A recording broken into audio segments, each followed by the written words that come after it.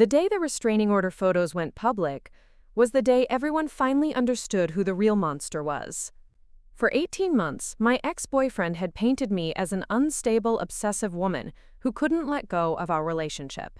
He told our mutual friends I was stalking him, harassing him, sending him threatening messages at all hours of the night.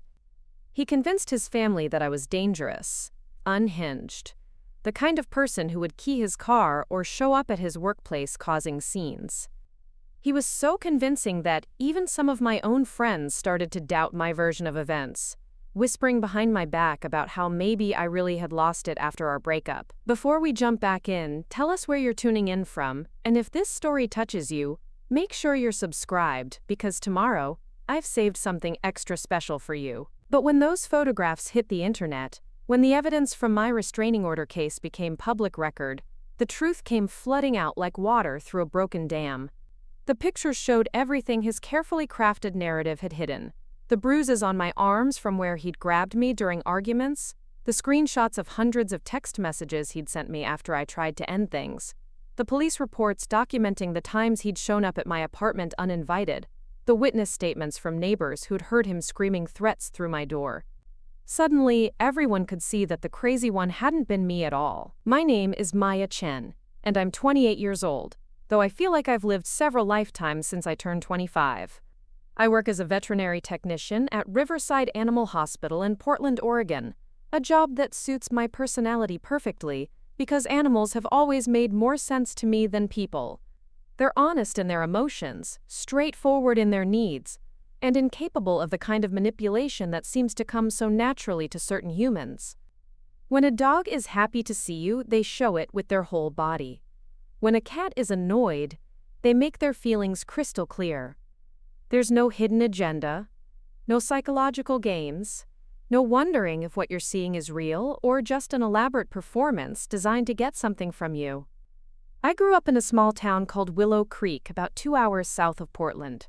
The kind of place where everyone knows everyone and secrets are impossible to keep. My parents, Robert and Linda Chen, immigrated from Taiwan when I was 3 years old, bringing with them a work ethic that would make most people exhausted just thinking about it. My father worked double shifts at a manufacturing plant while going to community college at night to become an accountant. My mother cleaned office buildings in the early morning hours before her job at a local daycare center, then spent her evenings teaching English as a second language to other immigrants in our community. They sacrificed everything to give me and my younger brother Kevin opportunities they'd never had. And their dedication taught me that hard work and integrity were the foundations of any meaningful life. Growing up as one of the few Asian families in Willow Creek wasn't always easy, but it taught me to be independent and self-reliant from an early age. I learned to stand up for myself when kids at school made jokes about my lunch or mispronounced my name deliberately. I developed a thick skin and a clear sense of right and wrong that would serve me well later in life, though I had no idea at the time how much I would need those qualities. My parents always told me to trust my instincts, to speak up when something felt wrong, and to never let anyone make me feel small or worthless. They raised me to believe that my voice mattered, that my feelings were valid, and that I deserved to be treated with respect. These lessons would become my lifeline during the darkest period of my adult life. I was always drawn to animals, even as a small child. While other kids were playing with dolls or video games, I was rescuing injured birds in our backyard, or convincing my parents to let me volunteer at the local animal shelter. There was something about the unconditional love and honest communication of animals that felt safer to me than the complicated social dynamics of human relationships. Animals didn't lie or manipulate or pretend to be something they weren't. A dog who loved you showed it every single day. A cat who trusted you would curl up in your lap without reservation. There was a purity in those relationships that I found deeply comforting. After high school, I moved to Portland to attend community college and eventually transferred to Oregon State University to complete my degree in veterinary technology. The transition from small-town life to city living was challenging at first, but I threw myself into my studies and part-time jobs with the same determination my parents had modeled for me. I worked at a pet supply store during the day and studied at night, living in a tiny studio apartment that I could barely afford but was proud to pay for with my own money. Those years of struggling financially but feeling completely independent were some of the happiest of my life. I was building something that belonged entirely to me, creating a career based on my passion for helping animals and their families. Portland suited me in ways I hadn't expected. The city was big enough that I could disappear into anonymity when I needed space to think, but small enough that I could build genuine connections with people who shared my interests. I found a community of fellow animal lovers through volunteer work at local shelters and rescue organizations. These were people who understood that caring for creatures who couldn't speak for themselves required a special kind of empathy and patience. They were gentle souls who saw the world the way I did, believing that kindness and compassion were the most important qualities a person could possess.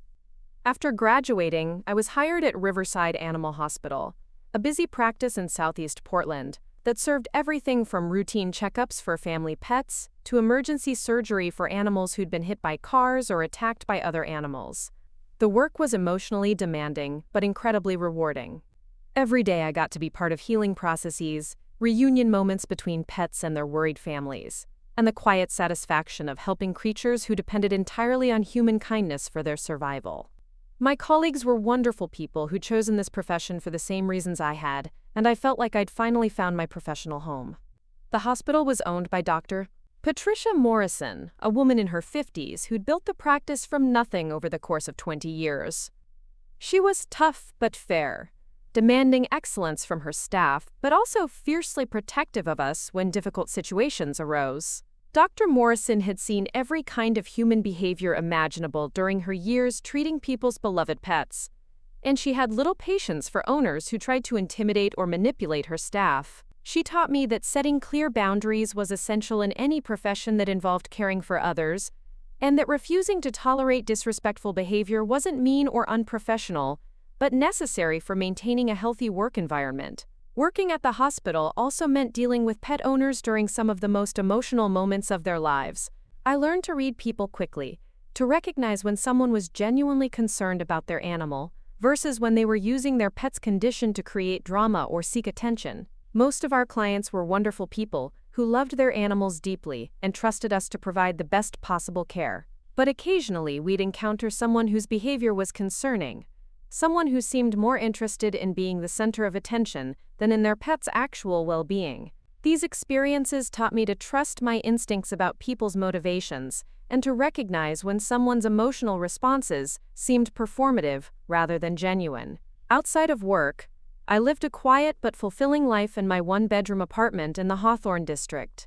I adopted 2 cats from the shelter where I volunteered, a bonded pair named Luna and Stella, who'd been surrendered when their elderly owner moved to assisted living. Having them in my life brought me daily joy and reminded me why I'd chosen to dedicate my career to animal welfare. On weekends, I explored Portland's hiking trails, visited farmers markets, and spent time with a small but close group of friends I'd met through work and volunteer activities. I wasn't actively looking for a romantic relationship when I met Jake Morrison. At 27, I'd had a few serious boyfriends during college and my early 20s, but none of those relationships had progressed to the point where I could imagine building a life with someone. I was content with my independence, focused on my career, and honestly a little skeptical about whether I was the type of person who was meant for long-term partnerships. I'd seen too many of my friends lose themselves in relationships, compromising their goals and values to accommodate partners who didn't seem to appreciate their sacrifices. I'd promised myself that if I ever did get seriously involved with someone, it would be with a person who enhanced my life rather than requiring me to diminish myself to fit into theirs. Jake seemed different from the men I'd dated before. I met him at a coffee shop near the hospital where I often stopped for lunch between appointments. He was sitting alone at a corner table, working on what appeared to be architectural drawings spread across the surface. There was something peaceful about his concentration, the way he was completely absorbed in his work despite the busy atmosphere around him. He had an interesting face, not conventionally handsome but attractive in an understated way, with dark hair that looked like he'd been running his fingers through it, and glasses that gave him a slightly bookish appearance. Preparing and narrating this story took us a lot of time, so if you are enjoying it, subscribe to our channel. It means a lot to us. Now back to the story. When I accidentally bumped into his table while navigating the crowded cafe with my coffee and sandwich, I was mortified as his papers scattered toward the floor. He looked up with what I expected to be annoyance, but instead found a warm smile and kind eyes that crinkled at the corners when he laughed. Instead of being irritated about his disrupted work, he seemed genuinely amused by the situation and immediately started gathering up the drawings while assuring me that nothing was damaged. His reaction put me at ease in a way that felt unusual and refreshing. We ended up talking for over an hour that day, long past when I should have returned to work.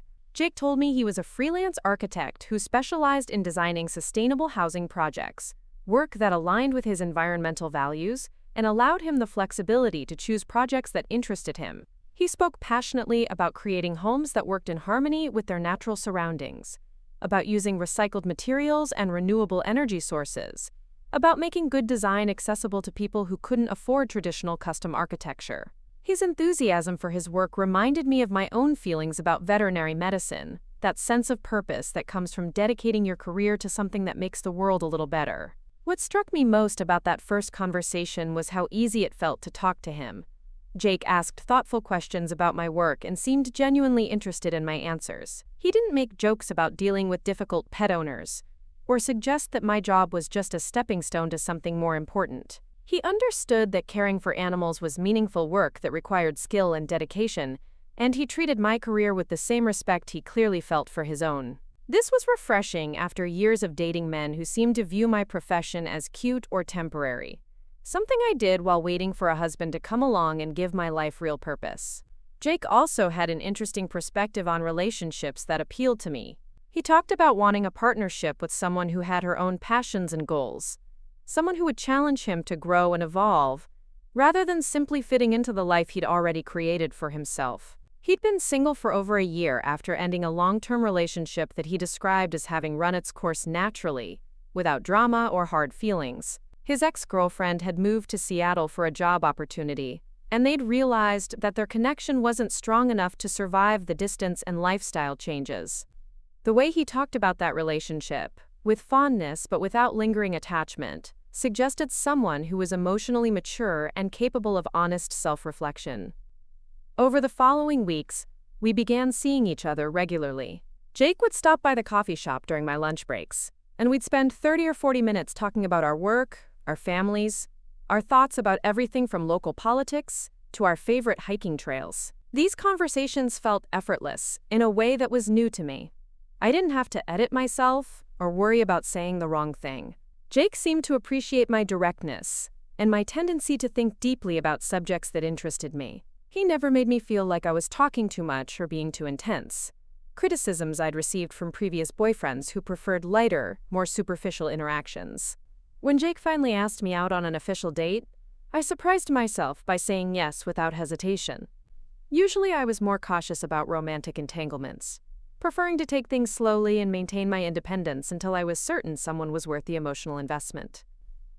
But there was something about Jake that felt safe and genuine in a way that made me want to take the risk of getting to know him better. Our first real date was a hike to Silver Falls, a series of waterfalls about an hour outside Portland that I'd mentioned wanting to visit. The fact that he'd remembered this detail and planned an activity that aligned with my interests, rather than trying to impress me with expensive restaurants or elaborate entertainment, felt like a good sign. That hike was one of the most enjoyable days I'd had in years. Jake was an excellent hiking companion, setting a pace that was challenging but not exhausting, stopping to point out interesting plants or rock formations, and sharing stories about his childhood camping trips with his family. He'd grown up in Colorado, where outdoor activities were a central part of family life, and his knowledge about nature and conservation was extensive without being pretentious. He seemed genuinely excited to share these interests with someone who appreciated them, and I found his enthusiasm infectious. What impressed me most about that first date was how comfortable Jake seemed with periods of quiet. Many of the men I'd dated felt the need to fill every moment with conversation, as if silence indicated that the date wasn't going well. But Jake was content to walk quietly through the forest, listening to the sounds of birds and water and wind through the trees.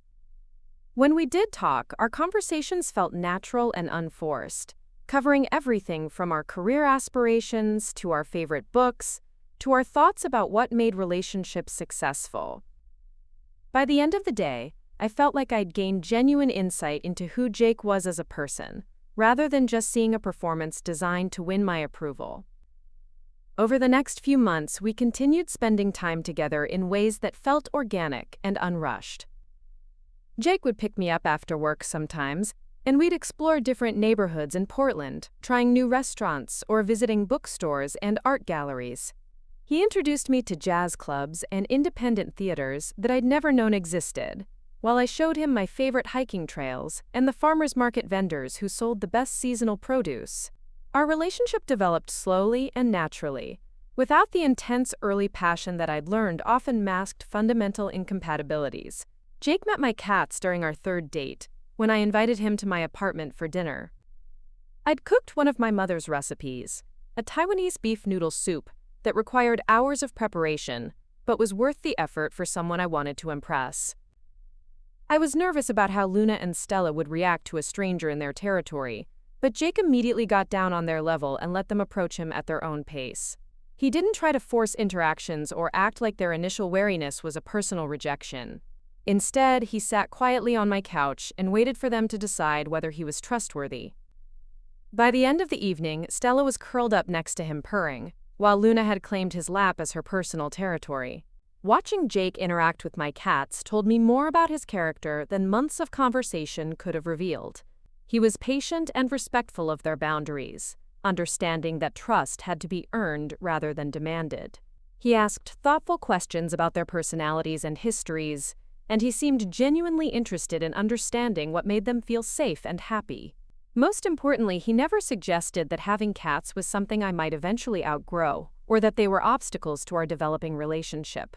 He accepted that Luna and Stella were permanent parts of my life and treated them with the kind of consideration he would show any family member. As our relationship progressed into its 4th and 5th months, I began to feel something I'd never experienced before in a romantic partnership: complete comfort with being myself. Jake seemed to appreciate all the qualities that previous boyfriends had tried to change or minimize. He liked that I was passionate about my work and spent my free time volunteering at animal shelters. He enjoyed my tendency to research subjects thoroughly before forming opinions, and he never made me feel like my intensity was overwhelming or unattractive. When I talked about wanting to eventually start my own veterinary practice specializing in shelter medicine, he asked detailed questions about my business plan and offered to help with the financial projections. Jake also introduced me to his friends gradually and naturally, inviting me to casual gatherings where I could get to know his social circle without pressure. His friends were interesting people with diverse careers and perspectives, but they shared certain qualities that reflected well on Jake's character. They were environmentally conscious, socially aware, and genuinely kind to service workers and strangers. They included women and men in equal measure, and their conversations covered substantive topics alongside lighter entertainment. I felt comfortable and welcomed in this group, and they seemed to genuinely like and respect Jake rather than tolerating him or competing with him. Meeting Jake's family happened about 6 months into our relationship, when his parents visited Portland from Colorado. Richard and Susan Morrison were warm, down-to-earth people who'd raised their children to be independent thinkers and compassionate human beings. They owned a small organic farm outside Boulder and had built their lives around principles of sustainability and community involvement. During their visit, they invited me to join them for dinner at Jake's apartment, and I was struck by how naturally they included me in their conversations and family dynamics. What impressed me most about Jake's parents was how they interacted with their adult son. They treated him with respect and genuine interest, asking about his work and his goals without being invasive or controlling. They clearly loved him deeply, but they'd raised him to make his own decisions and live according to his own values. The affection between them was obvious but not overwhelming, and they made space for me in their conversations without making me feel like I was being evaluated or judged. Susan asked thoughtful questions about my work with animals, and Richard shared stories about the wildlife on their farm that showed genuine appreciation for the natural world. During that visit, I watched Jake navigate the dynamics of being an adult child with parents who respected his autonomy while still maintaining close emotional connections. He was attentive to their needs and interests without being deferential or childlike. He disagreed with them about certain political issues, but did so respectfully and with good humor. He clearly valued their opinions, but didn't need their approval for his life choices. This balance between independence and family connection was something I found deeply attractive, as it suggested emotional maturity and healthy relationship skills. By our 8-month anniversary, Jake and I had settled into a comfortable routine that felt sustainable and fulfilling. We spent most weekend nights together, alternating between his apartment and mine based on our schedules and moods. He had a key to my place, and I had one to his, but we maintained our separate living spaces and individual friend groups. We'd met each other's coworkers and had been included in each other's holiday celebrations with family. Our physical relationship had developed naturally and felt emotionally connected rather than just physically satisfying. What I valued most about our relationship was how it enhanced rather than consumed my life. Jake encouraged my career ambitions and my volunteer work, and he never made me feel guilty for spending time on activities that didn't include him. When I worked late at the hospital or spent weekends at adoption events, he used the time to focus on his own projects and interests. We both understood that healthy relationships required two complete individuals choosing to share their lives rather than two incomplete people trying to create wholeness through romantic attachment. Jake was also the first boyfriend I'd ever had who seemed genuinely interested in my thoughts and opinions about subjects beyond our relationship. He asked what I thought about local political issues, environmental policies, and social justice topics that mattered to both of us. He valued my perspective and sometimes changed his own views based on our discussions. This intellectual respect felt like a form of intimacy that I'd never experienced before, and it made me feel like Jake saw me as a complete person rather than just a romantic partner. The first sign that something might be wrong came so gradually that I almost missed it entirely. It started with small changes in Jake's behavior that were easy to rationalize or dismiss. He began checking his phone more frequently during our conversations, responding to text messages that he claimed were work-related but seemed to require immediate attention even during our dates. When I asked about these messages, he'd give vague explanations about difficult clients or project deadlines that didn't quite add up with what I knew about his typical work schedule. Jake also started canceling plans more often, usually at the last minute, and always with apologetic explanations about unexpected work emergencies or family obligations. At first, these cancellations were rare enough that I accepted them as the normal challenges of dating someone with a demanding career. But gradually, they became more frequent, and the explanations began to feel rehearsed rather than spontaneous. When I suggested rescheduling for specific alternative dates, Jake would agree enthusiastically, but then find reasons to postpone those plans as well. Around the same time, I noticed that Jake's communication patterns were changing in subtle ways. Our daily text exchanges, which had always been consistent and affectionate, became more sporadic and less personal. He still responded to my messages, but his replies felt perfunctory rather than engaged. When I shared stories about interesting cases at work or funny things my cats had done, his responses were polite but lacked the enthusiasm and follow-up questions that had characterized our earlier conversations. Most concerning was the change in Jake's physical presence when we were together. Even when he wasn't checking his phone or talking about work stress, he seemed distracted and emotionally distant. During conversations, I would catch him staring off into space with an expression that suggested his mind was somewhere else entirely. When I asked if everything was okay, he would refocus on me with what felt like effort and assure me that he was just tired or preoccupied with a challenging project. The changes were subtle enough that I began questioning whether I was being overly sensitive or reading too much into normal fluctuations in relationship dynamics.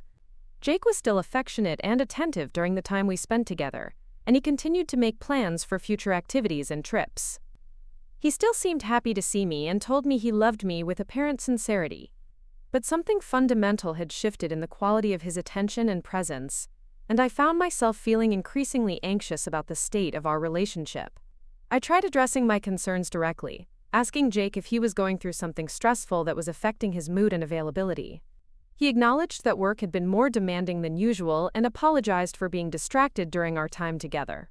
He promised to be more present and suggested that we plan a weekend getaway to reconnect without the pressures of our daily routines.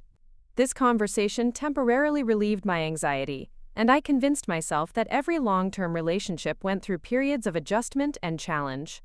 However, the promised improvements in Jake's attention and availability never materialized. If anything, His distractions seemed to increase over the following weeks. Our planned weekend getaway was postponed twice due to work emergencies that Jake described in frustratingly vague terms. When we did spend time together, I felt like I was competing with invisible distractions for his attention. Even during intimate moments, I sensed that part of his mind was elsewhere, engaged with thoughts or concerns he wasn't sharing with me. The situation came to a head during what should have been a celebratory dinner for my promotion to senior veterinary technician at the hospital. I'd been working toward this advancement for months, and Jake had previously expressed enthusiasm about my career progress and pride in my accomplishments. We'd made reservations at one of our favorite restaurants, a small Italian place where we'd had our first official dinner date nearly a year earlier. I'd been looking forward to sharing this milestone with someone who understood how much my career meant to me. Throughout the entire dinner, Jake seemed physically present but emotionally absent. He congratulated me on the promotion and asked appropriate questions about my new responsibilities, but his responses felt scripted rather than genuine. When his phone buzzed with messages, he would glance at it with an urgency that suggested the communication was more important than our celebration. By the end of the evening, I felt like I'd been having dinner with a polite acquaintance rather than my boyfriend of nearly a year. That night, as we walked back to my apartment, I decided to address the situation directly, rather than continuing to ignore the growing distance between us. I told Jake that I felt like he'd been emotionally unavailable for weeks and asked if there was something specific troubling him that we needed to discuss. I emphasized that I wanted to support him through whatever challenges he was facing, but that I needed him to be honest with me about what was going on in his life. Jake's response was defensive in a way that surprised me. He accused me of being overly sensitive and demanding too much of his attention during a particularly stressful period in his career. He suggested that my expectations for constant communication and presence were unrealistic, and that I was creating problems where none existed. This reaction was so different from his usual thoughtful and empathetic communication style that I felt like I was talking to a stranger wearing Jake's face. What disturbed me most about this conversation was not just Jake's defensiveness, but the way he seemed to be rewriting the history of our relationship to support his position. He characterized my concerns as recent developments rather than responses to his changed behavior, and he minimized the significance of the canceled plans and distracted presence that had been troubling me for weeks. It felt like he was gaslighting me, making me question my own perceptions and memories of recent events. That night, after Jake left my apartment with a perfunctory kiss and a promise to call me the next day, I lay awake trying to make sense of what was happening to our relationship. The man who had just dismissed my concerns and accused me of being needy was nothing like the person I'd fallen in love with. The Jake I knew was emotionally intelligent and communicative, someone who took responsibility for his actions and treated my feelings with respect and consideration. This new version of Jake felt like a completely different person, and I didn't know how to reconcile these two conflicting versions of the man I thought I knew. Over the next few days, I found myself constantly analyzing every interaction with Jake, looking for clues about what had changed and whether our relationship could be salvaged. I talked through the situation with my coworker and friend Maria, who'd been in several long-term relationships and had a practical perspective on relationship challenges. Maria listened carefully to my concerns and pointed out that while all relationships went through difficult periods, the specific changes I was describing suggested something more serious than temporary stress or career pressure. Maria's observation that Jake seemed to be pulling away gradually rather than addressing specific problems directly resonated with my own feelings about the situation. In her experience, this pattern often indicated that someone was either dealing with major personal issues they weren't ready to discuss, or that they were reconsidering their commitment to the relationship but hadn't found the courage to address it honestly. Both possibilities were troubling, but at least the first offered hope that our connection could be restored once Jake worked through whatever was troubling him. I decided to give Jake some space while remaining open to communication if he chose to share what was really going on in his life. This decision felt mature and supportive, the kind of approach that demonstrated trust and understanding rather than neediness or control. I focused my energy on my new responsibilities at work and my volunteer commitments, trusting that Jake would reach out when he was ready to address whatever was causing his emotional distance. But instead of using this space to work through his issues or communicate more openly with me, Jake seemed to pull away even further.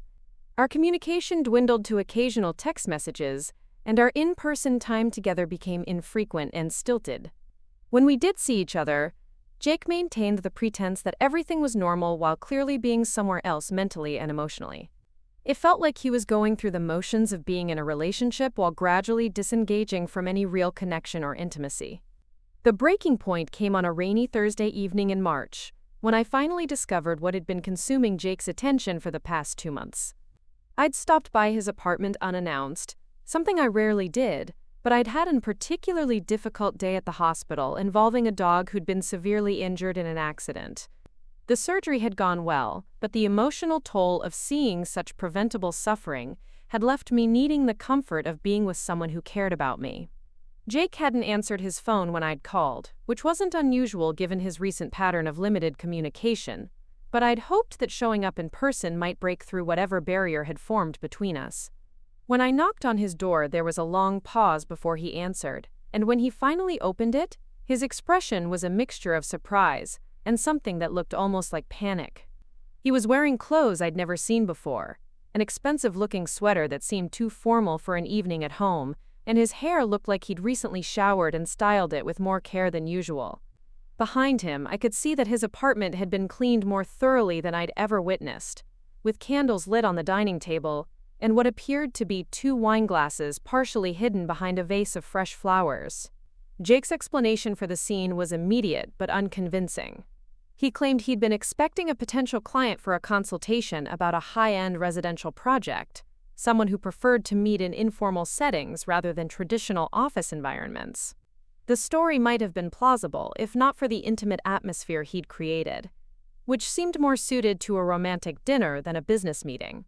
When I asked about the wine glasses, he said he'd been taste-testing options for a housewarming party he was planning to throw, though he'd never mentioned any such party to me. More troubling than the obvious signs that he'd been expecting someone else was Jake's behavior during my unexpected visit. He seemed agitated and kept checking his watch, suggesting that whoever he'd been waiting for might still arrive. He didn't invite me to sit down or offer me anything to drink, and he positioned himself near the door as if he was hoping to keep our conversation brief. This was completely unlike the Jake I'd known for nearly a year, who would have immediately wrapped me in a hug after learning about my difficult day and insisted on ordering takeout while I told him about what had happened at the hospital. When I mentioned that I'd had a hard day and was hoping we could spend some time together, Jake's response was cold and dismissive.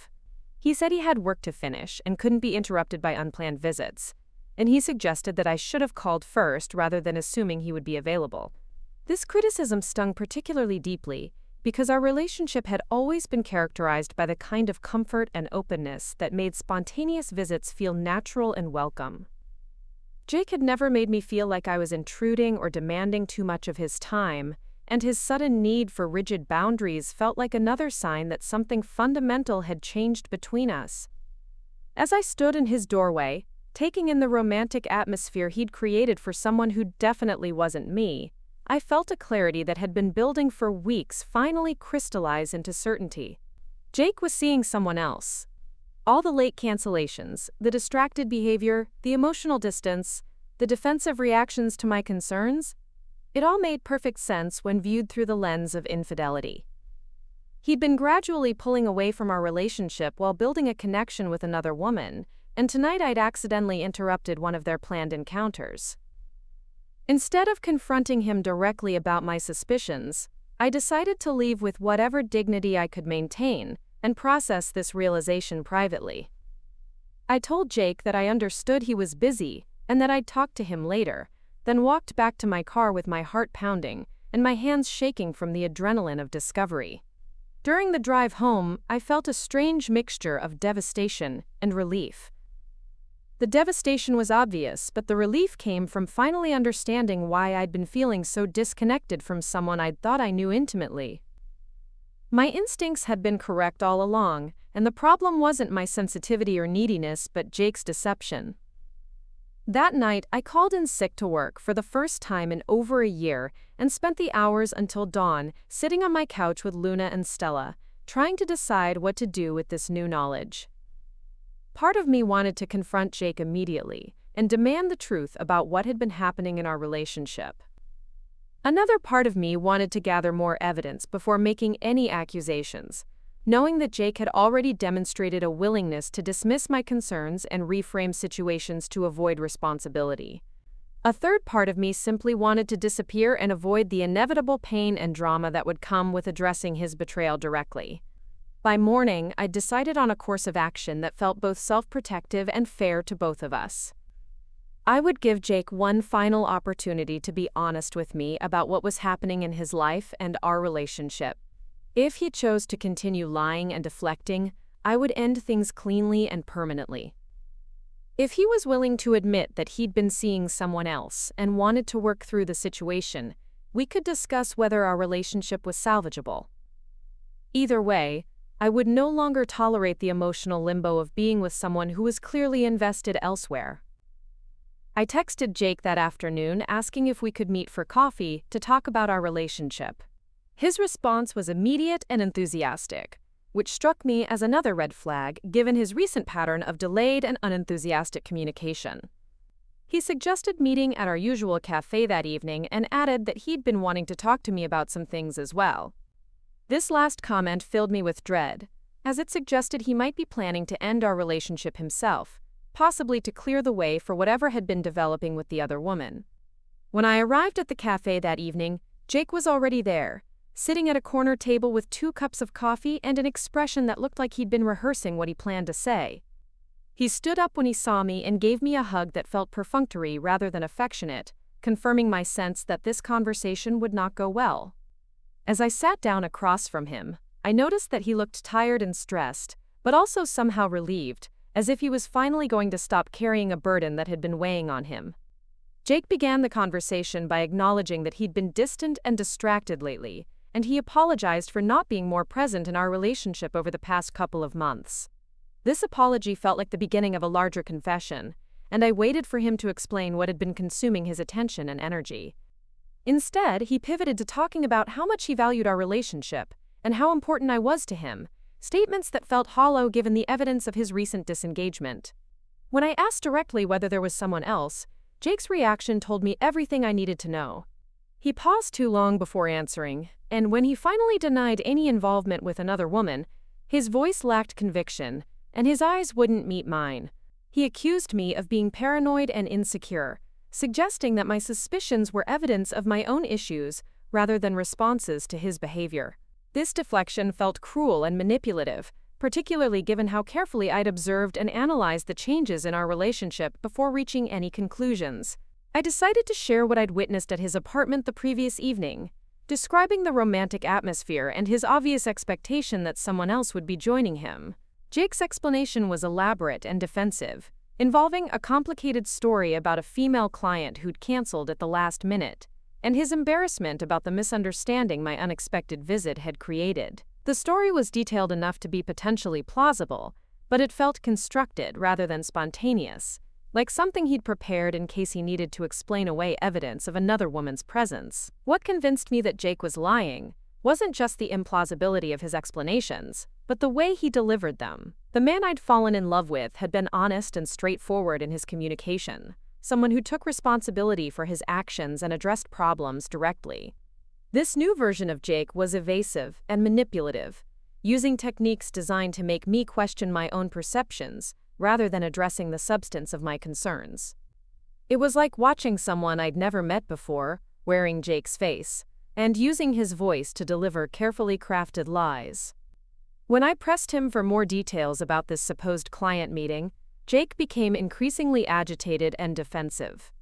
He accused me of not trusting him and suggested that my need for detailed explanations was evidence of controlling behavior that was damaging our relationship. This accusation was particularly painful, because I'd always prided myself on being a supportive and non-possessive partner who respected Jake's independence and privacy. The fact that he was now using my reasonable questions about suspicious behavior to attack my character felt like a form of emotional manipulation I'd never experienced before. The conversation continued for over an hour, with Jake alternating between defensive explanations and accusations that I was being unreasonable and paranoid. By the end, I felt exhausted and confused, unsure whether my suspicions were justified or whether I was indeed being overly sensitive about normal relationship fluctuations. This uncertainty was exactly what Jake seemed to be aiming for, and I recognized that he was using psychological tactics designed to undermine my confidence in my own judgment. Walking back to my car after that conversation, I felt more alone than I had since moving to Portland 6 years earlier. The person I'd trusted most in the world had spent an hour gaslighting me, making me question my sanity and my worth as a partner. Even if Jake wasn't technically cheating, his willingness to manipulate and deceive me had revealed a side of his character that was fundamentally incompatible with the kind of relationship I wanted to have. I realized that regardless of whether there was another woman, my trust in Jake had been irreparably damaged by his dishonesty and manipulation. Over the next few days, I threw myself into work and volunteer activities, trying to distract myself from the painful process of accepting that my relationship was over. I didn't contact Jake, and he didn't reach out to me either, which felt like confirmation that we were both ready to end things. I began mentally preparing for the logistics of disentangling our lives, returning belongings, and explaining to friends and family that we'd decided to go our separate ways. I expected this process to be sad but straightforward, a mutual acknowledgement that we'd grown apart and wanted different things. Instead, Jake began a campaign of contact that was both persistent and increasingly disturbing. It started with text messages that alternated between apologies and accusations, sometimes within the same conversation. He would send long paragraphs explaining how much he missed me and wanted to work things out, followed immediately by messages criticizing my behavior during our cafe conversation and suggesting that I owed him an apology for not trusting him. These emotional whiplash communications left me feeling confused and manipulated, never sure which version of Jake was the real one. When I didn't respond to his text messages with the enthusiasm he apparently expected, Jake escalated to phone calls. He would call multiple times in a row, leaving voicemails that ranged from pleading to angry to accusatory. In some messages, he would sob about how much he loved me and how devastated he was by our breakup. In others, he would angrily demand explanations for my behavior and insist that I was being cruel and unreasonable by refusing to work through our problems. These dramatic emotional swings were unlike anything I'd ever experienced from Jake during our relationship, and they made me question whether I'd ever really known him at all. The phone calls quickly became more frequent and occurred at inappropriate times. Jake would call me during work hours, when he knew I couldn't answer, then leave angry voicemails about my refusal to communicate with him. He called early in the morning and late at night, disrupting my sleep and making me anxious about checking my phone. When I finally answered one of his calls to ask him to stop contacting me so frequently, he accused me of being heartless and claimed that any woman who truly loved her partner would be willing to work through relationship problems rather than giving up at the first sign of difficulty. This accusation was particularly manipulative because it reframed his deceptive and potentially unfaithful behavior as a minor relationship problem that I was overreacting to. Jake was essentially arguing that my decision to end our relationship was evidence of my inadequacy as a partner, rather than a reasonable response to his dishonesty and manipulation. He was using my love for him as a weapon against me, suggesting that leaving him proved I'd never really cared about him in the first place. When I continued to resist his attempts at reconciliation, Jake's communications became more aggressive and controlling. He began showing up at places he knew I would be, including my workplace and my volunteer activities at the animal shelter. These surprise appearances were always framed as coincidental encounters, with Jake acting surprised to see me and then using the opportunity to pressure me into extended conversations about our relationship. He would position himself between me and exits, making it difficult for me to leave without seeming rude or causing a scene. During these unwanted encounters, Jake would alternate between charm and intimidation in ways that left me feeling off balance and uncertain about how to respond. He would start by being sweet and nostalgic, reminding me of happy memories from our relationship and expressing how much he missed spending time with me. When this approach didn't achieve the reconciliation he wanted, he would shift to being critical and accusatory, suggesting that I was being immature and selfish by refusing to give our relationship another chance. These public confrontations were deeply embarrassing and anxiety-provoking. My coworkers at the hospital began noticing that I seemed stressed and distracted, and several of them asked if everything was okay in my personal life. I didn't want to burden them with details about my relationship problems, but Jake's persistent appearances at my workplace were making it difficult to maintain professional boundaries between my personal and professional life. I worried that his behavior was reflecting poorly on me and potentially creating problems with clients who witnessed these uncomfortable interactions. The situation at the animal shelter was even more problematic because Jake's presence was disrupting activities that involved vulnerable animals and families in crisis.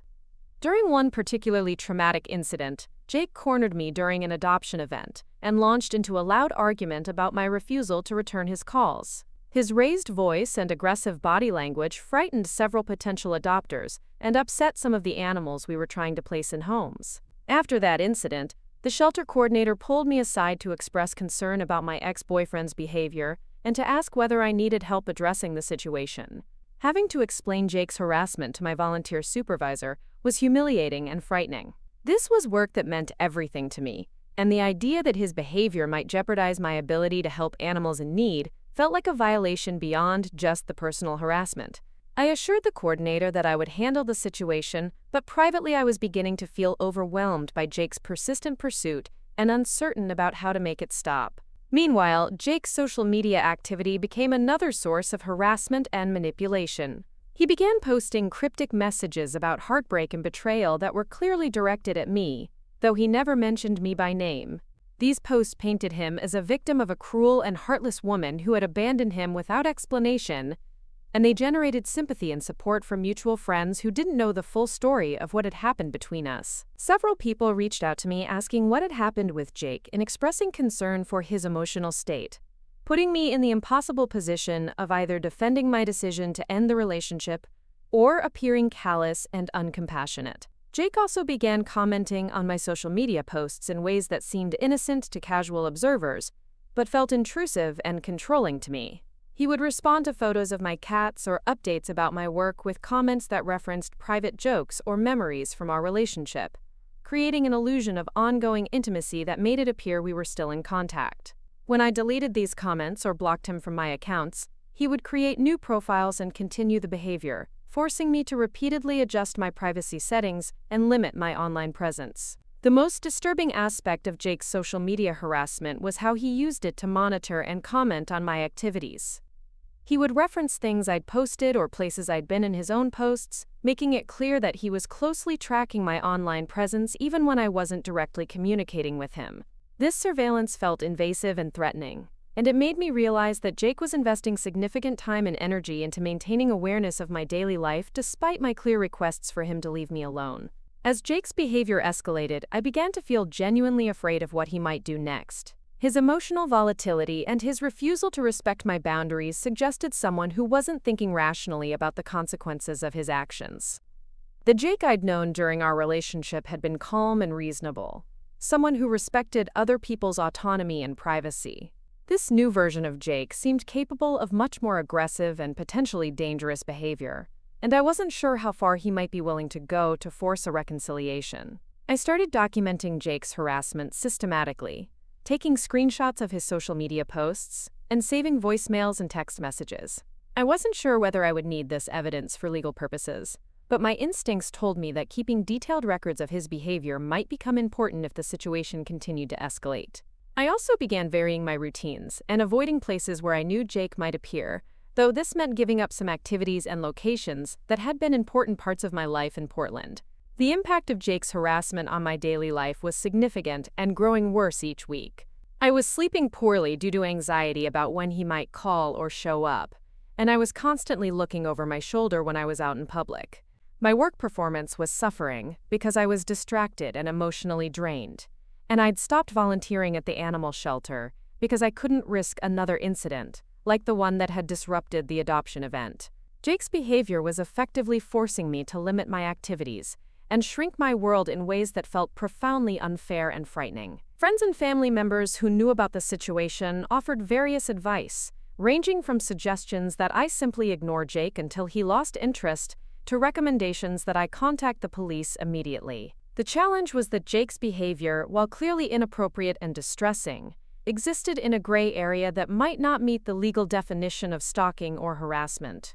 He wasn't directly threatening violence, and many of his actions could be interpreted as the desperate attempts of a heartbroken man to reconcile with his ex-girlfriend, rather than deliberate intimidation tactics. This ambiguity made it difficult to know how seriously other people would take my concerns if I did seek help from authorities or even from friends and family. Jake had been charming and well-liked during our relationship, and his current behavior was so different from his previous personality that I worried people might think I was exaggerating or misinterpreting his actions. The fact that he was careful to maintain plausible deniability for most of his harassment made me question whether I was overreacting to what might be considered normal post-breakup behavior. However, my interactions with Jake during this period made it clear that his mental state was deteriorating in concerning ways. When I did speak with him, either by answering his calls or responding to his in-person confrontations, he seemed increasingly disconnected from reality. He would reference conversations we'd never had and make claims about my behavior that were completely false. He seemed to have constructed an alternate version of our relationship and breakup that bore little resemblance to what had actually happened, and he appeared to genuinely believe his own revised narrative. Most troubling was Jake's apparent inability to understand why I didn't want to continue our relationship. Despite the clear evidence of his deceptive behavior and his current harassment, he seemed genuinely confused about why I wasn't willing to work things out with him. He would ask me to explain my reasoning as if my decision was arbitrary and irrational, and he would dismiss my explanations as temporary emotions that would pass once I came to my senses. This disconnect from reality suggested that Jake wasn't processing the situation rationally and might be capable of increasingly erratic behavior. The breaking point came when Jake's harassment began affecting other people in my life. He started contacting my friends and family members, ostensibly to ask for their help in convincing me to reconcile with him. These communications were manipulative and one-sided, presenting me as confused and emotionally unstable while portraying himself as a patient and loving partner who was being unfairly punished for minor relationship mistakes. Several family members called me expressing concern about my mental state and suggesting that I might be making a mistake by ending things with such a devoted boyfriend. Having to defend my sanity and judgment to people I loved was devastating and exhausting. Jake's manipulation was effective because he was telling people exactly what they wanted to hear about broken relationships: that love could overcome any obstacle, and that commitment meant working through problems rather than giving up. His version of events painted me as selfish and unrealistic for expecting honesty and respect from a partner, and it made my reasonable boundaries seem like evidence of emotional instability. When Jake contacted my parents directly, claiming to be worried about my emotional state and asking for their help in staging some kind of intervention, I realized that the situation had moved beyond personal harassment into something that could seriously damage my relationships with family members. My parents, who lived across the country and only knew Jake through my positive descriptions during our relationship, were understandably concerned by his claims that I was acting irrationally and might need professional help or family support. The conversation I had with my parents after Jake's contact was one of the most difficult of my adult life. I had to explain that the man they'd believed was a caring and stable partner was actually harassing me and trying to manipulate them into pressuring me to resume a relationship I'd ended for valid reasons. I had to describe behavior that seemed so different from the Jake they thought they knew that it was difficult for them to believe initially. Most painfully, I had to defend my own sanity and judgment to the people whose love and support I needed most during this crisis. Fortunately, my parents had raised me to be independent and self-reliant, and they ultimately trusted my judgment about what was best for my life. After hearing the full story of Jake's deceptive behavior during our relationship and his current harassment, they offered their complete support and encouraged me to take whatever steps were necessary to protect myself. They also agreed to document any further contact from Jake and to refer him to me if he attempted to involve them in his manipulation tactics again. However, the fact that Jake had been willing to involve my family in his harassment campaign made me realize that his behavior was escalating in dangerous ways. Someone who would manipulate grieving parents into questioning their daughter's mental state was someone who had crossed significant moral and ethical boundaries. This willingness to damage my relationships with people I loved in service of his own goals suggested that Jake might be capable of even more destructive behavior if he continued to be frustrated in his attempts to force a reconciliation. It was at this point that I began seriously considering legal action to stop Jake's harassment. I researched restraining orders and protection orders, trying to understand what evidence would be required and what protections they might provide. I also reached out to a domestic violence hotline to get advice about dealing with an ex-partner whose behavior was becoming increasingly controlling and invasive. The counselor I spoke with helped me understand that Jake's behavior fit clear patterns of emotional abuse and stalking, and she encouraged me to trust my instincts about the potential danger he represented. The decision to pursue a restraining order was difficult, because it felt like a dramatic escalation that would make our conflict public and potentially damage Jake's reputation and career. Despite everything he'd done to me, I still felt some residual care for him and didn't want to cause him unnecessary harm.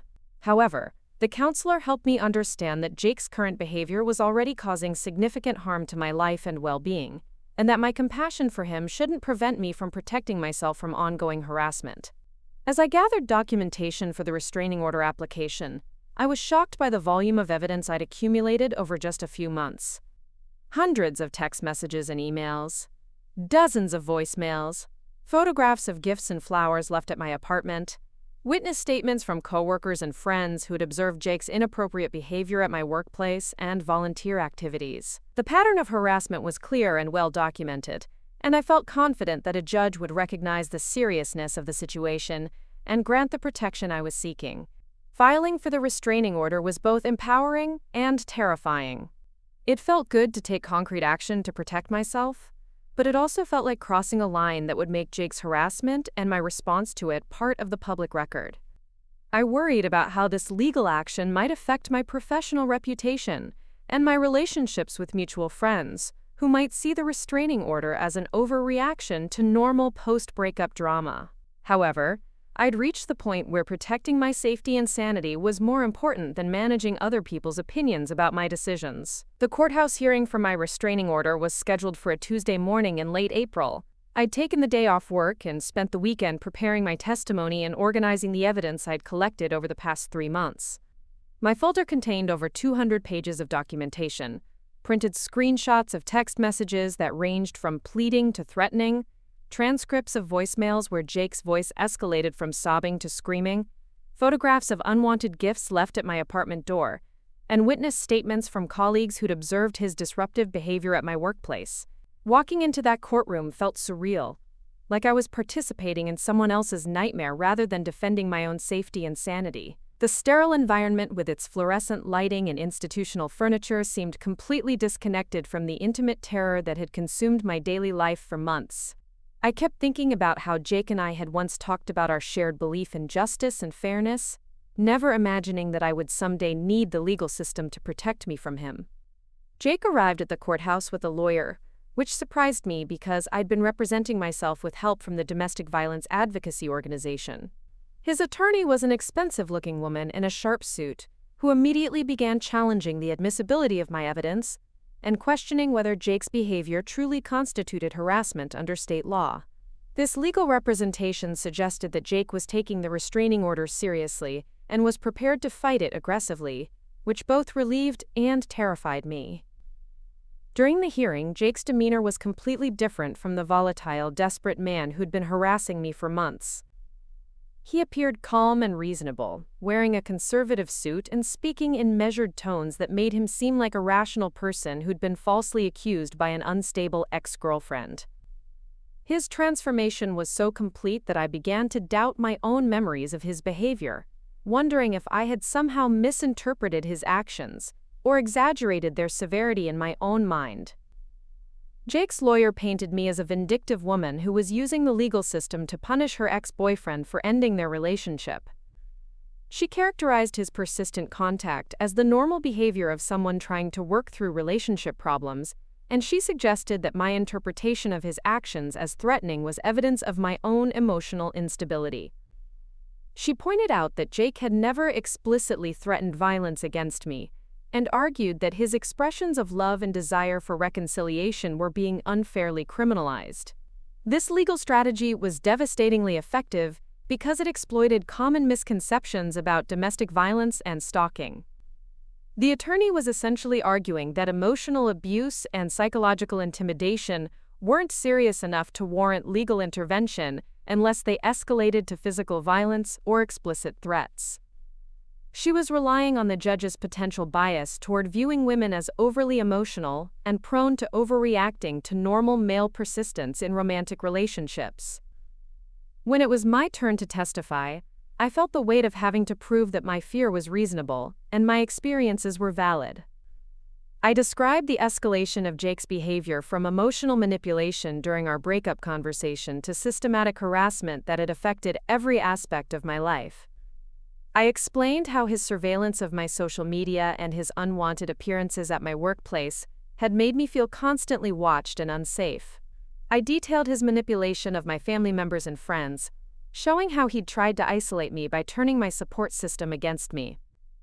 The judge asked detailed questions about specific incidents, and I was grateful for the thorough documentation I'd maintained throughout Jake's harassment campaign. I could provide exact dates and times for his calls and visits, quote, specific text messages verbatim, and describe the impact his behavior had on my work performance and personal relationships. This level of detail seemed to impress the judge and contradict Jake's lawyer's portrayal of me as an emotional woman making vague accusations. However, Jake's testimony was skillfully crafted to undermine my credibility while maintaining his image as a reasonable man who'd been wrongly accused. He admitted to contacting me frequently after our breakup, but characterized it as attempts to apologize for his mistakes and work toward reconciliation. He claimed that I had encouraged his pursuit initially but then changed my mind without clear communication, leaving him confused about my actual wishes. He suggested that my current fear of him was a recent development that coincided with advice I'd received from friends who disliked him. Most disturbingly, Jake presented a completely different version of our relationship and breakup that made me question my own sanity. According to his testimony, I had been increasingly paranoid and controlling during the final months of our relationship, accusing him of infidelity without evidence and demanding constant reassurance about his commitment. He claimed that I had broken up with him impulsively during a moment of irrational jealousy, and had since refused to have reasonable conversations about our relationship problems. Jake's ability to present this alternate reality with apparent sincerity was chilling. He seemed to genuinely believe his revised version of events, or at least he was an exceptionally skilled liar who could convince himself and others that his deception was truth. Listening to him describe me as an unstable woman who had initiated our breakup and then blamed him for trying to win me back made me feel like I was losing my grip on reality. The judge deliberated for what felt like hours, but was probably only 20 minutes. When she returned, she granted my petition for a temporary restraining order but emphasized that it was based on the pattern of behavior I documented rather than any single incident that constituted a clear threat.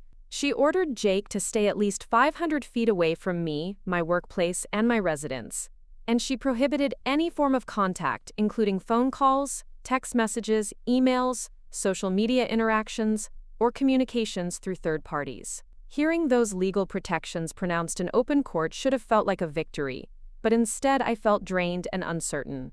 Jake's performance had been so convincing that I wondered whether other people in the courtroom believed his version of events rather than mine. His lawyer had successfully planted seeds of doubt about my credibility and motivations, and I could see from the judge's careful language that she was granting the restraining order reluctantly, rather than enthusiastically.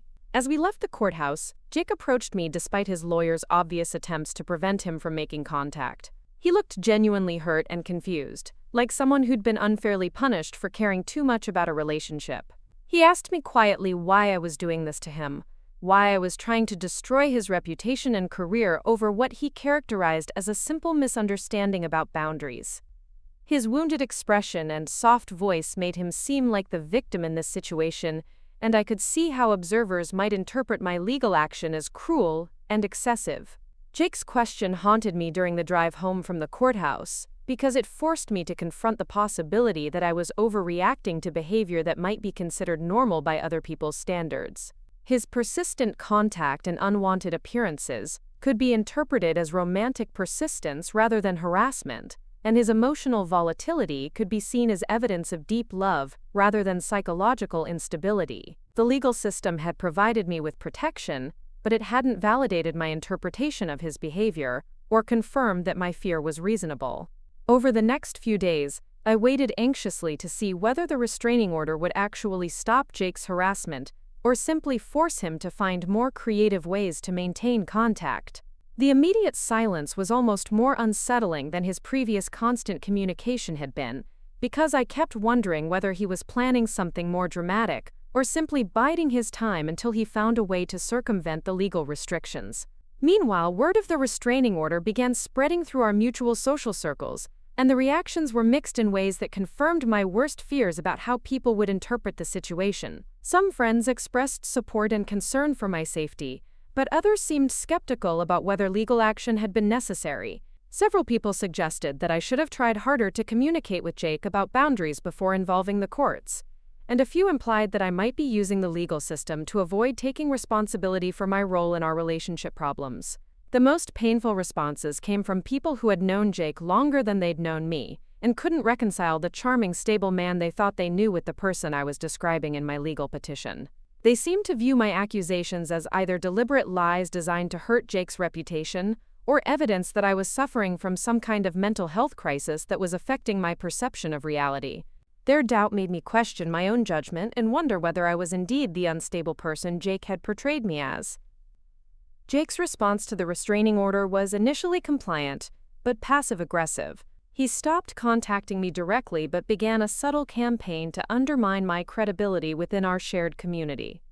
He would attend social events and gatherings where he knew mutual friends would be present, and he would present himself as a bewildered victim of false accusations, who was trying to rebuild his life after being blindsided by legal action he didn't understand or deserve. According to friends who witnessed these performances, Jake would speak sadly about how much he missed me and how confused he was by my sudden change in behavior. He would suggest that I was going through some kind of personal crisis that was affecting my judgment, and he would express hope that I would eventually get the help I needed, and realize that I'd made a mistake in seeking legal protection from someone who had never meant to harm me. This narrative was particularly effective because it positioned Jake as the concerned, loving ex-boyfriend who was worried about my mental health rather than angry about my accusations. He managed to express hurt and confusion without seeming bitter or vindictive, and he consistently took the high road in conversations about our situation. People who heard his version of events often came away feeling sorry for him and concerned about me, which was exactly the response he was seeking. Jake also began making strategic appearances at places where he knew our mutual friends would see him, always careful to stay outside the 500-foot boundary specified in the restraining order, but close enough to make his presence known. He would show up at restaurants and coffee shops in our neighborhood, attend community events and fundraisers that he'd never shown interest in before, and position himself at public gatherings where he could be seen looking sad and lonely without technically violating the legal restrictions. These calculated appearances served multiple purposes for Jake's manipulation campaign.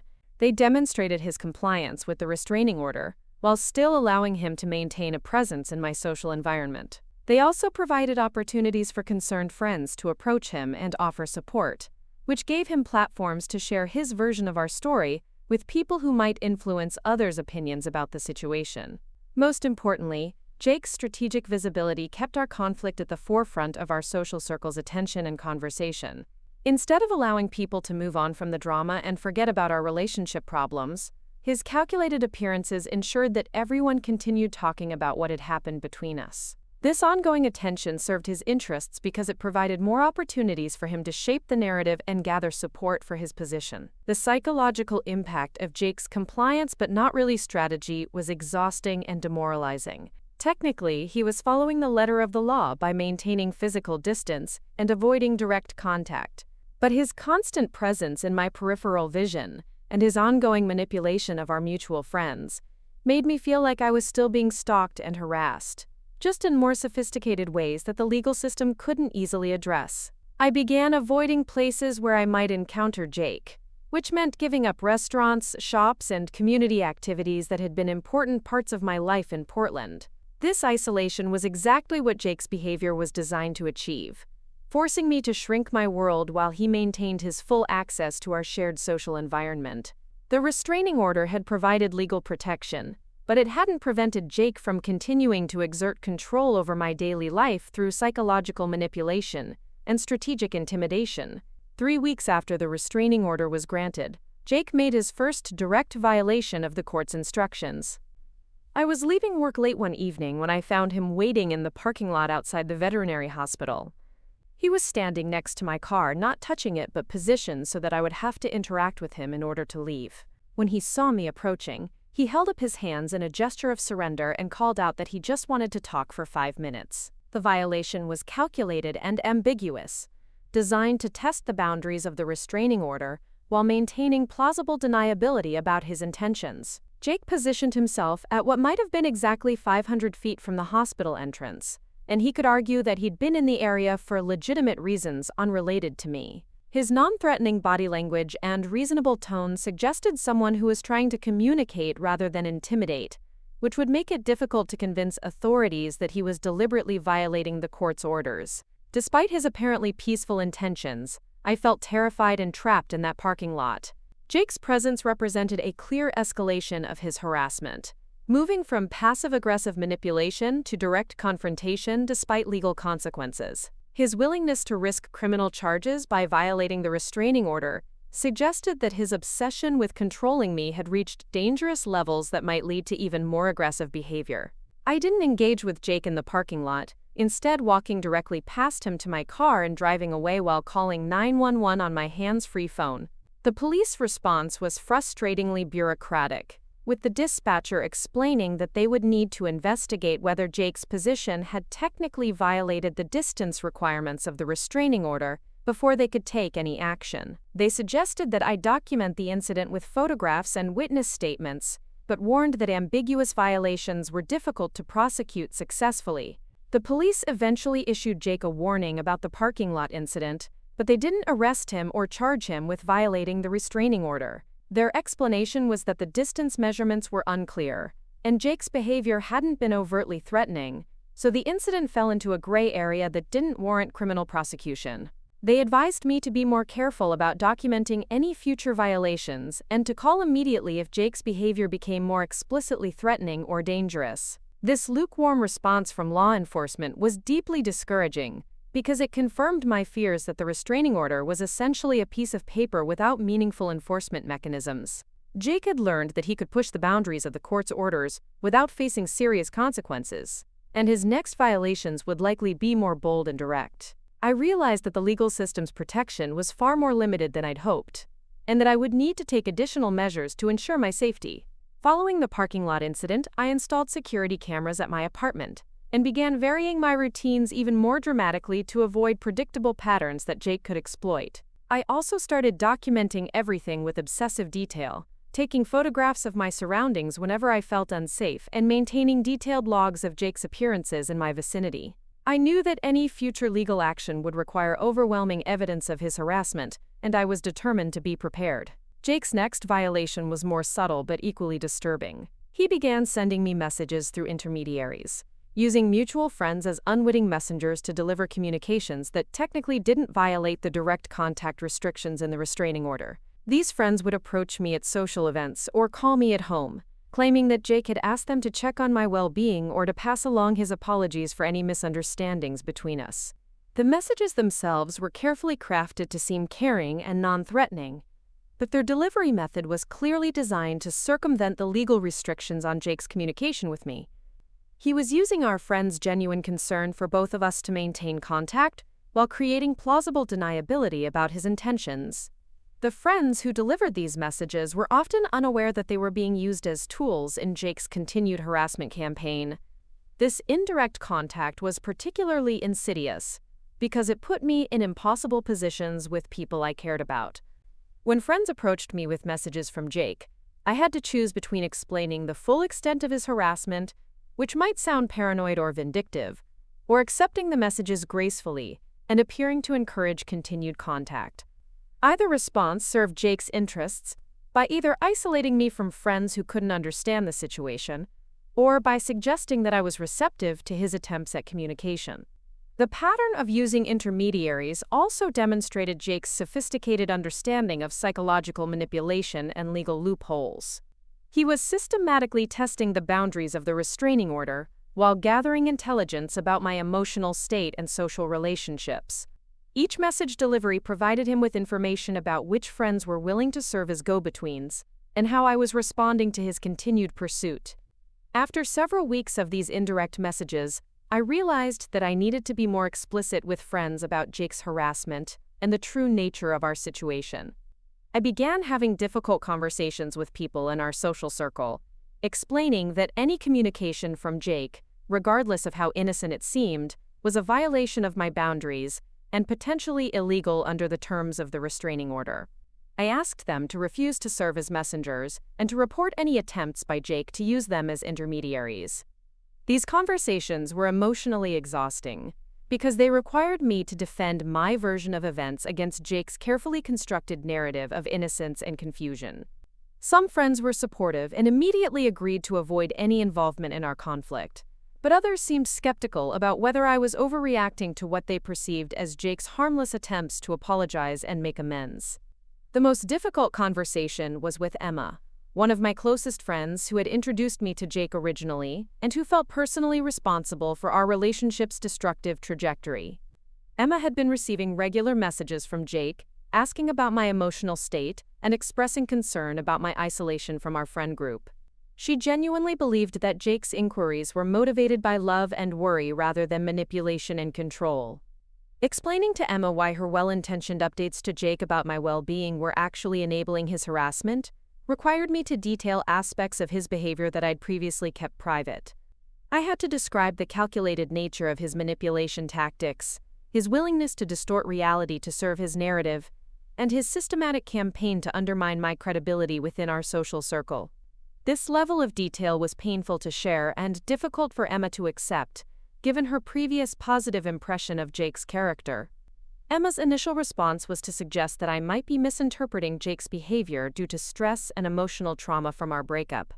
She worried that my fear of him was causing me to see manipulation and threat in actions that might be motivated by genuine care and concern.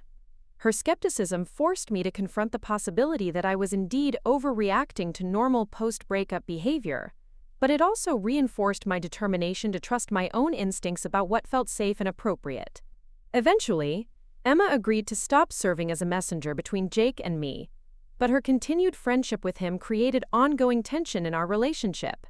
She would occasionally slip and mention things Jake had told her about his emotional state or his perspective on our situation, and these inadvertent updates felt like violations of the boundaries I was trying to maintain. I began to understand how domestic violence survivors could become isolated from their support systems, not because friends were deliberately unsupportive, but because the manipulation tactics used by abusers were designed to exploit the good intentions of people who cared about everyone involved. As Jake's indirect harassment continued and escalated, I decided to document everything and prepare for a violation hearing that might result in more serious legal consequences for his behavior. I began keeping detailed logs of every intermediary message, every strategic appearance in my vicinity, and every incident that felt like harassment even if it didn't clearly violate the specific terms of the restraining order. The breakthrough in my case came from an unexpected source: Jake's own social media activity.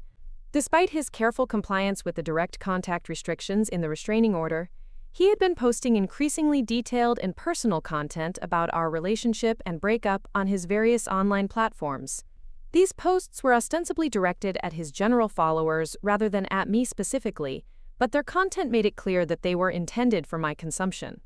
Jake's social media campaign began subtly, with vague posts about heartbreak and betrayal that could have been about any failed relationship.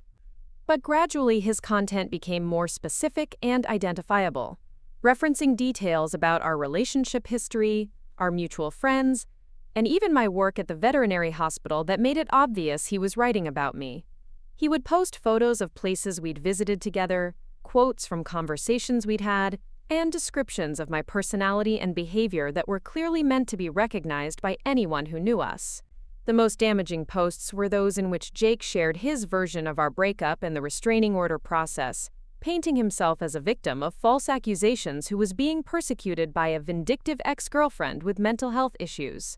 He would write long, emotional paragraphs about how much he'd loved me and how confused he was by my sudden change in behavior, suggesting that I was being influenced by jealous friends who wanted to destroy our relationship. These social media posts served multiple purposes in Jake's harassment campaign. They allowed him to maintain a narrative presence in my life, without directly violating the restraining order's contact restrictions. They provided a platform for him to shape public opinion about our situation and gather sympathy from people who didn't know the full story. Most importantly, they created a permanent, searchable record of his perspective on our relationship that anyone could access by searching for my name or his. The violation that finally led to serious legal consequences came when Jake posted a series of photos and detailed descriptions from our private relationship that clearly identified me and included information that could only have come from someone who had been systematically tracking my recent activities. The posts referenced places I'd been, people I'd seen, and events I'd attended that he couldn't have known about without conducting surveillance that violated both the spirit and letter of the restraining order. One particular post included a photo of me taken at a coffee shop near my apartment, clearly shot from a distance without my knowledge or consent. The accompanying text discussed my appearance and behavior in ways that made it obvious Jake had been watching me despite the legal restrictions against contact. This photographic evidence of stalking behavior was exactly what I needed to prove that Jake's harassment was continuing and escalating despite the court's orders. I immediately saved screenshots of all Jake's social media posts and contacted both the police and the district attorney's office about filing criminal charges for violating the restraining order.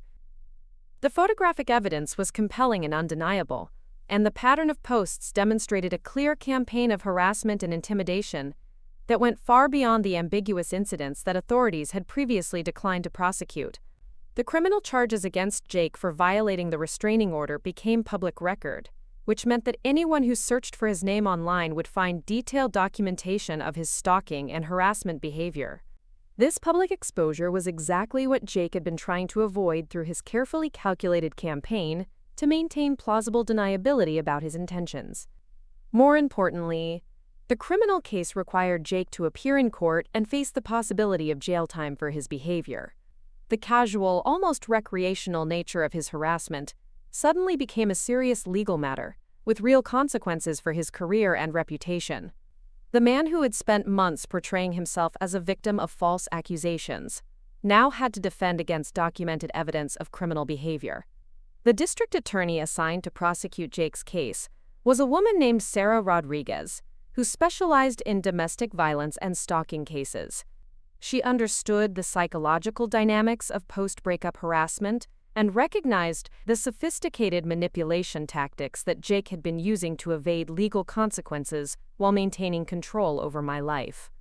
Sarah explained that Jake's social media posts were actually a common pattern in stalking cases, where perpetrators use public platforms to maintain a presence in their victims' lives while creating plausible deniability about their intentions. She'd seen similar cases where restraining order violations were disguised as free speech or artistic expression, and she knew how to build prosecutable cases from this type of evidence. More importantly, Sarah helped me understand that my experiences were valid and my fears were reasonable, regardless of how other people interpreted Jake's behavior. She'd worked with hundreds of stalking victims who'd been told by friends, family members, and even law enforcement that they were overreacting to normal romantic persistence. Her validation of my perceptions and experiences was the first time since this nightmare began that I felt like someone in authority understood what I'd been going through.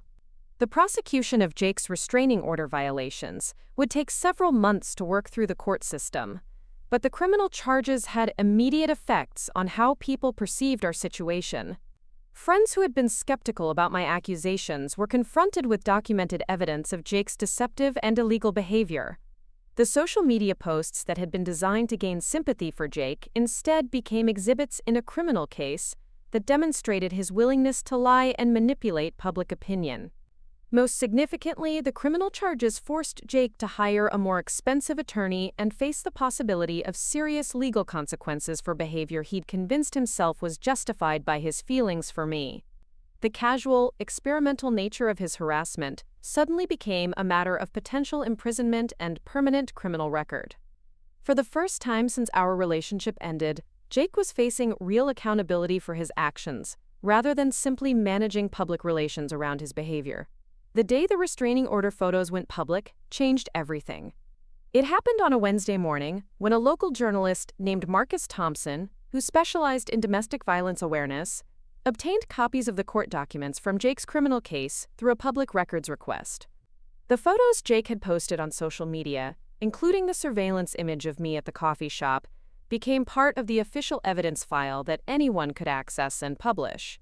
Marcus had been following patterns of digital stalking and social media harassment in domestic violence cases, and Jake's behavior fit perfectly into a story he was writing about how abusers use technology to evade traditional legal protections.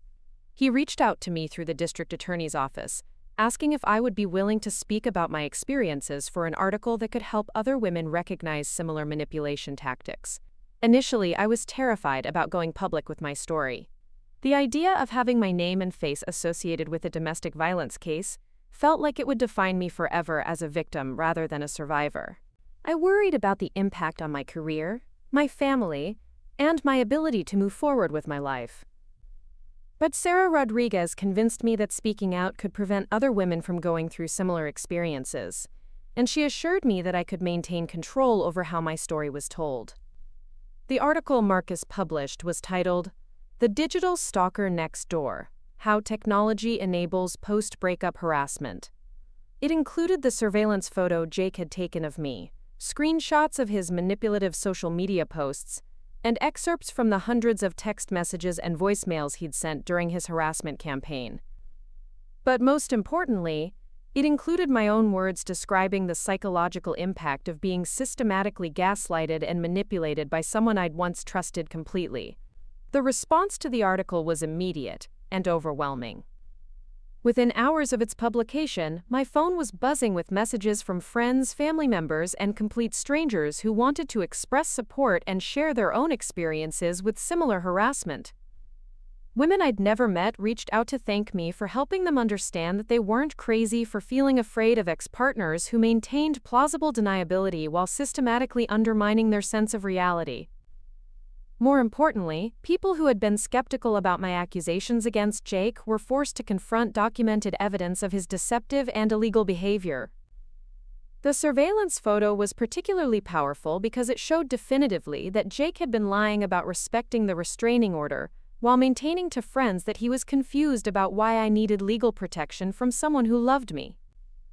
Emma called me crying that afternoon, apologizing for doubting my perception of Jake's behavior and explaining how manipulated she'd felt after reading about his systematic campaign to use our mutual friends as unwitting accomplices in his harassment. She'd had no idea that her innocent updates about my well-being were being used as intelligence gathering for someone who was actively stalking me. Jake's response to the article was swift and predictable. Within hours, he posted a long statement on social media claiming that the photos and messages had been taken out of context and that the article was a one-sided attack on his character orchestrated by a vindictive ex-girlfriend who was trying to destroy his reputation. He positioned himself as a victim of false accusations and suggested that I was using media manipulation to avoid taking responsibility for my role in our relationship problems. But Jake's defensive response only made him look worse, because anyone could now compare his public denials with the documented evidence of his behavior. His claim that the surveillance photo was taken out of context was particularly damaging, because there was no context in which secretly photographing an ex-girlfriend while violating a restraining order could be considered appropriate or legal. The article also attracted attention from Jake's professional network, including clients and colleagues who had previously seen him as a successful, stable architect with strong environmental values. Several people reached out to me privately to share their own uncomfortable experiences with Jake's boundary-crossing behavior in professional settings, including a female client who said he'd made inappropriate personal comments during business meetings, and a coworker who described his tendency to become obsessive about projects in ways that made other team members uncomfortable.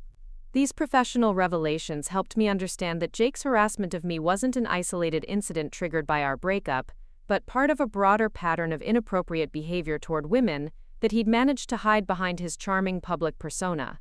The psychological manipulation tactics he'd used on me were skills he'd apparently been developing and refining through interactions with other women over many years. The criminal case against Jake proceeded quickly once the public attention made it politically impossible for the district attorney's office to treat his violations as minor infractions. Sarah Rodriguez was able to build a compelling case using the documented evidence of his systematic harassment campaign, and Jake's own social media post provided clear proof of his intent to intimidate and control me, despite legal restrictions. Jake's expensive attorney tried to negotiate a plea deal that would have resulted in probation and counseling rather than jail time, but the prosecutor refused to accept anything less than a conviction that would create a permanent criminal record. The public nature of the case meant that lenient treatment would send the wrong message about how seriously the legal system took stalking and domestic violence. The trial lasted 3 days and attracted significant media attention due to the digital stalking angle and the clear documentation of Jake's manipulation tactics. I testified about the impact his harassment had on my daily life, my work performance, and my relationships with friends and family.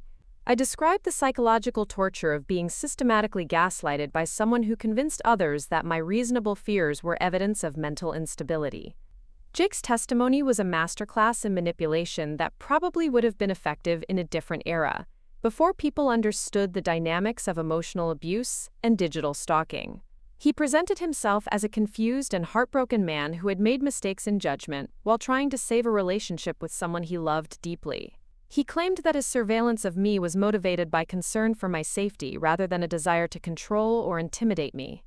But the documented evidence was overwhelming, and Jake's attempts to explain away his behavior only made him appear more calculating and deceptive.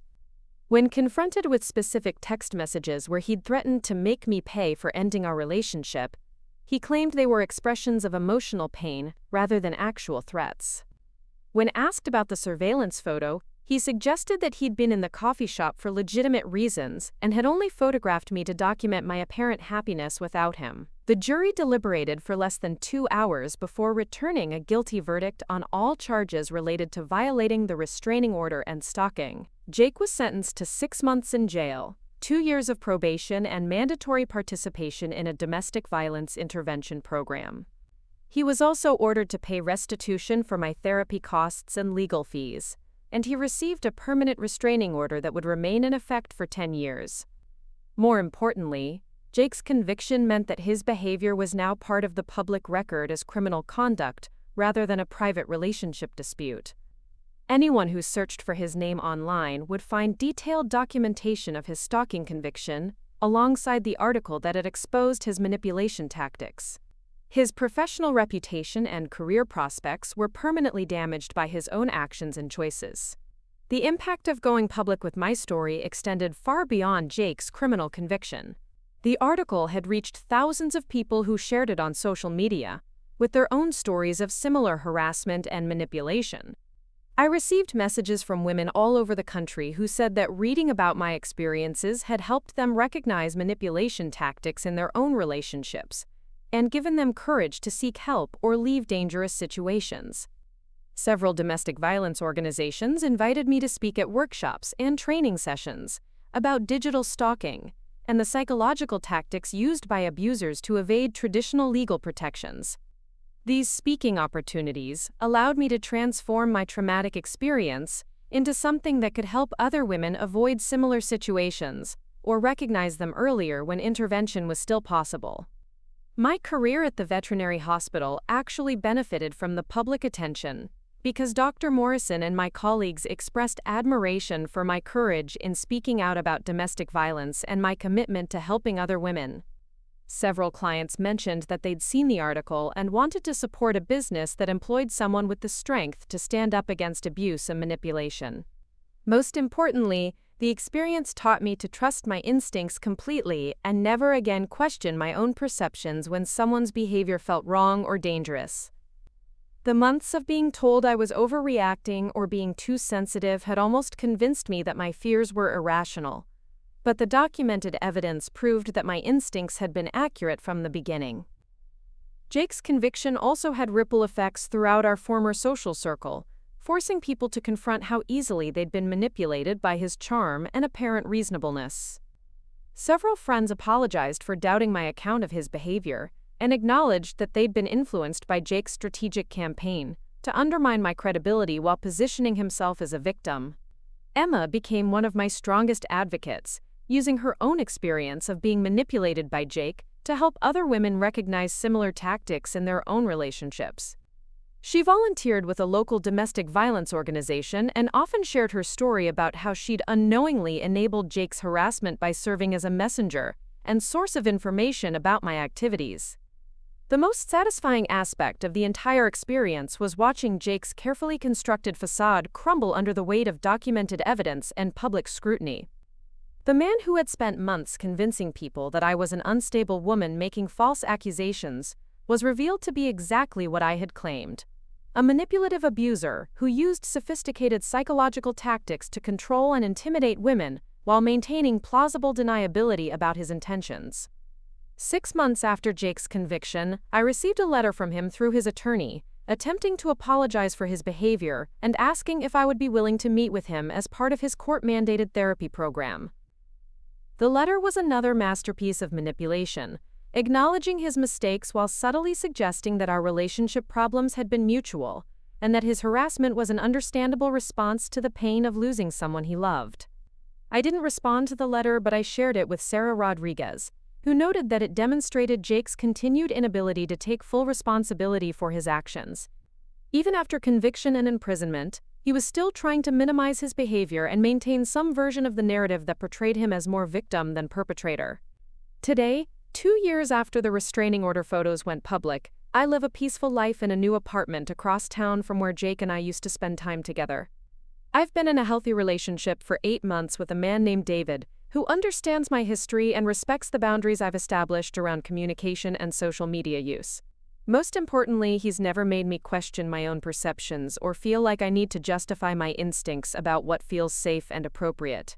I still work at the veterinary hospital and continue volunteering with domestic violence organizations, sharing my story with women who are struggling to understand whether their own experiences constitute abuse or harassment. The most common question I hear is whether they're overreacting to behavior that might be normal post-breakup persistence, and I always tell them that their instincts are probably correct, and that seeking help is never an overreaction. The photos that Jake thought would never be seen by anyone became the evidence that exposed him as the manipulative stalker he really was. His attempt to document and control my life became the proof that validated everything I'd been trying to tell people about his behavior. In the end, his own actions destroyed the carefully constructed image he'd spent months building and revealed the truth that I'd been telling all along. Up next, you've got 2 more standout stories right on your screen. If this one hit the mark, you won't want to pass these up. Just click and check them out.